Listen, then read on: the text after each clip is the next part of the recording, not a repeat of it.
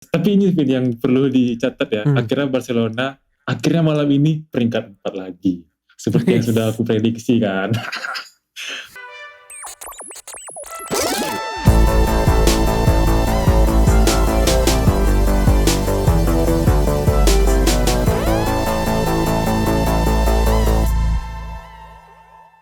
Halo, kembali lagi kita di Ruang Ganti Game Week. Kali ini kita kembali setelah rehat di pekan kemarin di mana international break. Setelah international break ini ada 2 laga yang harus kita sebenarnya wanti-wanti lah dari jauh-jauh hari ya. Yang pertama, karena Liga Inggris kebetulan lagi nggak ada Pin. Ya, ada FA Cup cuman kan. Ya. FA Cup betul. Kali ini ada 2 big match, 2 grande partita, satu di Italia dan satu di Spanyol. Di Italia baru saja berakhir ya di yang Spanyol ya. Baru saja berakhir. Yang pertama itu adalah Derby della Madonnina. Derby Milan yang dimana dimenangkan oleh AC Milan dengan skor 2-1. Lalu di Spanyol ada barusan Barcelona berhasil menggilas Atletico Madrid 4-2 di Camp Nou. Kali ini langsung aja. Tapi sebelum kesana jangan lupa teman-teman untuk klik like dan subscribe konten YouTube kita, dan juga dengar kita ada juga di Spotify dan Google Podcast. Dan jangan lupa untuk follow Instagram dan Twitter kita dengan nama Ruang Ganti FM. Oke, langsung aja nih. Yang pertama adalah Derby della Madonnina. Ya. AC Milan menghadapi Inter Milan, di mana Inter kali ini sebagai tuan rumah. Kandangnya sama ya. Iya. Pertama aku dulu nih, sebelum kau. Oke, boleh. Kalau menurut aku sebenarnya di laga ini on paper, technical 90 menit pasti Inter itu jauh di atas Milan sebenarnya. Jauh. Secara kualitas bermain, bagaimana visi bermain, Inter di atas Milan sebenarnya. Sepakat aku. Cuman catatan dari aku memang membuat ini, kenapa Milan bisa menang, kenapa hasilnya Giroud bisa nyetak 2 gol comeback itu buat aku adalah determinasi. Milan menang determinasi. Di antara Inter dan AC Milan yang punya keinginan menang lebih di malam itu adalah Milan, dan Milan menang gitu. Terlihat gitu kan. Ini poin yang mau aku bahas juga betul. Ya.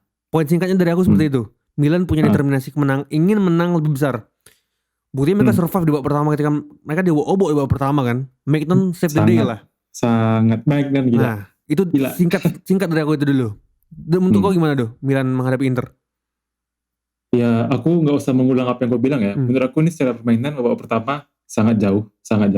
Babak kedua buat aku Pin ya, kunci dari game ini sebenarnya bukan dari Milan buat aku.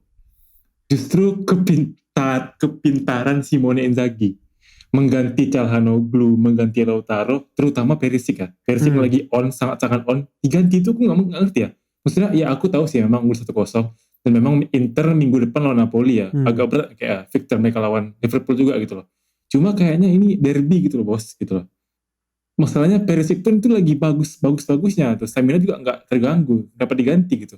Dan menurutku itu yang bikin benar-benar berubah permainan gitu loh. Walaupun emang Diaz dan Mesias masuk emang berubah juga, cuma buat aku yang sangat-sangat menjadi perubahan ya justru blunder di Inzaghi sih buat aku Pin.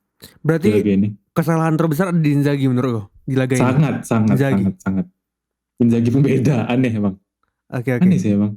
Aku juga cukup setuju sih dengan pendapat kok, karena aku nggak tahu ya, kita di sini sebagai penonton kita nggak tahu apa yang terjadi di antara pemain kelelahan dari jeda internasional, kita who knows lah.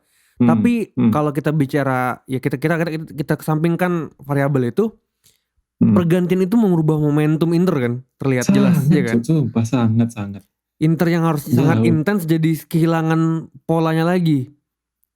Terutama Di Marco tuh Pin sih buat aku Pin. Oh iya Di Marco Gak apa-ngapain cuy, sumpah itu aduh pasti itu. Kalau kita bahas terkait Maicon, apakah MVP-nya lah menurut kau di laga ini, Maicon atau Giroud? Walaupun Giroud nyetak 2 gol tapi harus diakui Maicon ya. Terutama di babak pertama itu wah itu masterclass lah, itu kayak one on one lah. London Freeze itu nggak gol juga, terus dia kayak tiba-tiba jadi stopper, dia ngeblok tendangan Calhanoglu gitu loh, sling tackle gitu. Itu babak pertama benar-benar AC Maicon sih, bukan AC Milan kalau gitu. Oke. MVP-nya udah pasti Maicon kalau aku. Emang kau Giroud Pin buat kau? Apa Maicon juga? Buat aku pribadi dan Maignan, karena jelas. Giroud pembeda, tapi Maignan mempertahankan momentum Milan untuk bisa menang, ya kan. Betul. Seandainya Maignan nggak seperti itu di babak pertama, game over dari awal. Milan nggak punya opportunity yang sama di babak kedua. Tapi aku nih ada pertanyaan buat satu. Iya. Ini kan waktu starting 11 pertama itu Casey jadi IMF ya. Buat kau itu efektif gak sih, Ben? Buat kau? On paper sebenarnya tujuannya jelas ya, untuk memberikan otot kan. Kita tahu kan di Milan di tengah kekurangan otot sebenarnya dibandingkan Inter ya. Kita Inter kan ada Brozovic, ada Barella, ada Calhanoglu, yang biasanya pemain ini punya kemampuan fisikal yang oke lah kalau Milan dibandingkan Milan memainkan Diaz. But untuk secara untuk membuat Milan permainannya punya tujuan di depan, Casey bukan orangnya yang tepat itu loh. Benar sih. Jadi ini sih Ben ya, mungkin yang kau bilang tadi juga sih, kayaknya memang ada variabel itu juga ya, kan dia habis dari Piala Afrika nih ya kan, baru balik kali, mungkin ya agak leto-leto gimana gitu, ada hubungan juga sih. Cuma emang gak jalan sih kalau gue bilang ya, sangat gak jalan. Oke. Kali ini sedikit mungkin sedikit lagi lah kita bahas derby Milan ini.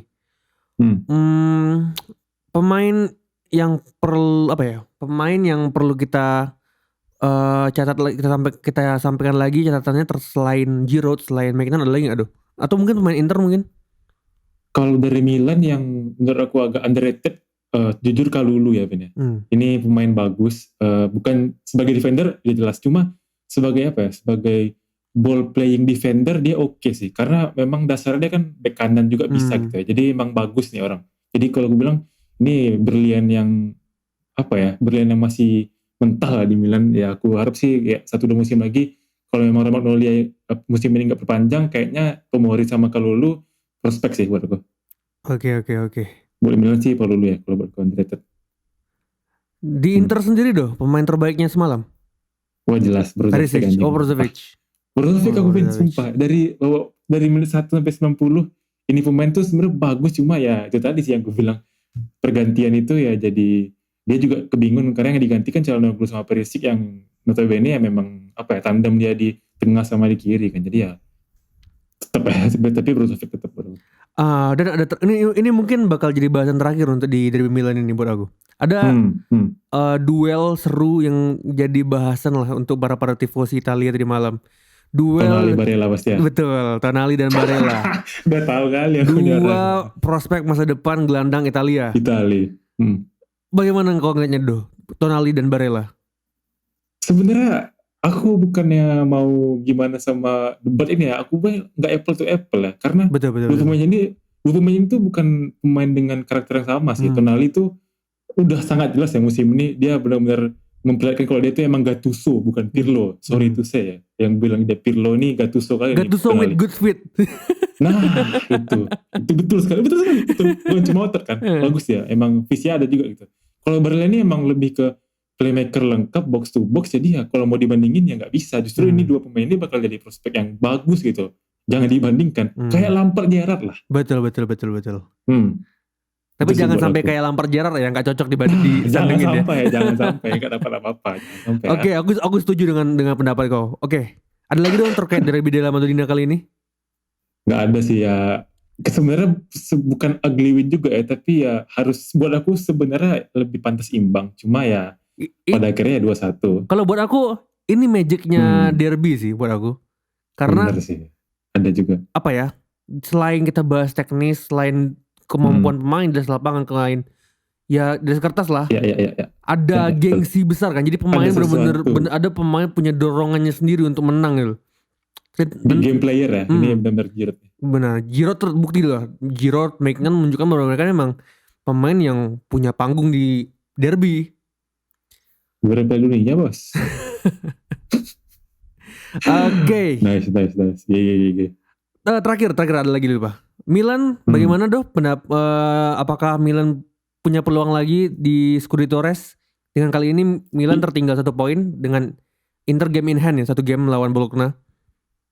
Iya sebenarnya menang lawan Inter ya pasti nge-boost mental pemain ya. Cuma ya nggak tahu si Milan nih justru kalahnya lawan tim-tim kecil lah belakangan ini. Jadi ya aku bilang agak ragu sih aku. Sementara Inter ya mental tetap stabil sih, cuma masih 50-50 sih kalau gue bilang. Belum tahu. Masih Inter. Oke, that's it untuk Derby della Madonnina di Italia. Kali ini kita akan terbang ke laga berikutnya, di mana ini tim yang paling banyak memboyong pemain depan di bursa transfer dan langsung diturunkan sebagian tadi malam. Ini adalah FC Barcelona menghadapi Atletico Madrid. Kau dulu kali ini yang duluan deh. Gimana Barcelona menghadapi Atletico Madrid?